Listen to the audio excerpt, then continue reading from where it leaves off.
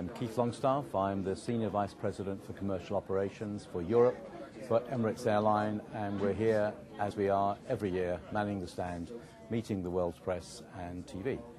And what specific announcements are you making at World Travel Market? You just made some recent airline orders and some new destinations that are opening up. Can you tell us more about them?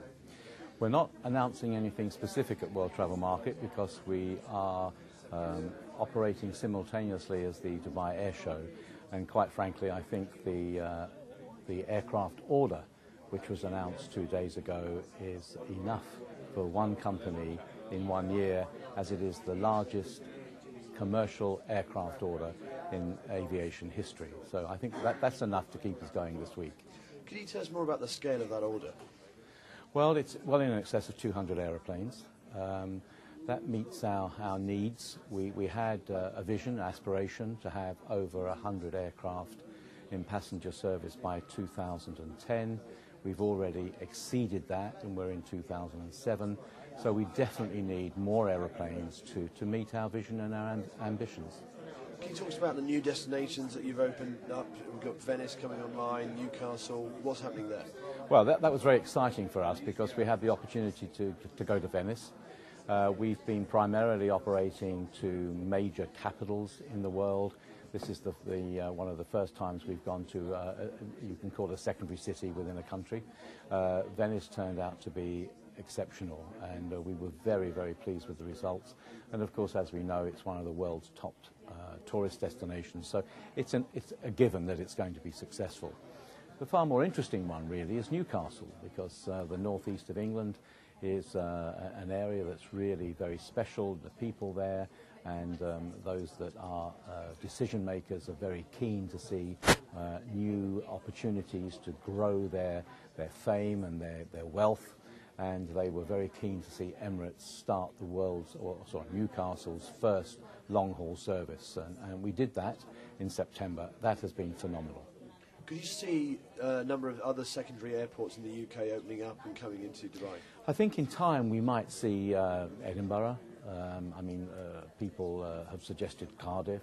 We have to wait and see. We have to evaluate to see if it would be a feasible operation for us. And looking forward, you'll be the second company to take on the A380. What can we expect from you there? Well, the A380 is a very exciting time for us. Of course, the delay was very serious, and it's affected our growth dramatically. But we are expecting our first 380 in August next year. We've now got altogether 58 on order, which makes us the largest operator in the world.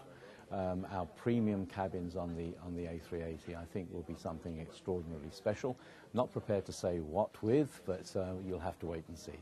What do you see as the major challenges for Emirates going forwards?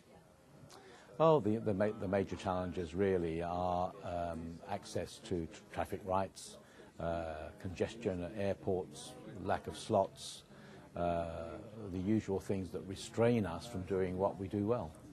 And how do you think Emirates integrates into some of the other powerful brands that are coming out of Dubai? You know, you've got Emirates Holidays as well, people like Jumeirah. How are things like complementing each other? Well, it all goes hand in hand. It's all part of the Dubai success story. We would not be where we are today if it were not for the dynamic nature of Dubai, and Dubai would not be where it is today if it wasn't for the dynamic nature of Emirates. So they really do go hand in hand, and along with the likes of Jumeirah, I think Dubai is really now well and truly on the map, as it should be, as the place that's in the centre of the world. And what will Jebel Ali, when it opens, what will it actually do for Emirates, and how will things be transformed there? That's still being talked about. Obviously, we desperately need a new airport because Dubai International is at maximum. The new runway at World Central will open in mid-2008. I think the first users will be cargo, low-cost airlines, Hajj traffic, and then decisions will have to be made, certainly within Emirates, whether we move from Dubai International to World Central or not. And what do you put the main reasons for the success of the Emirates story? What do you see as the main reasons? Well, there are a couple of reasons. First of all, obviously, the marriage to Dubai, that works.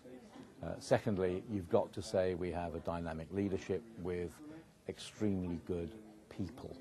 And you can't build a company without people with vision and enthusiasm and zealousness to get it off the ground, which we have.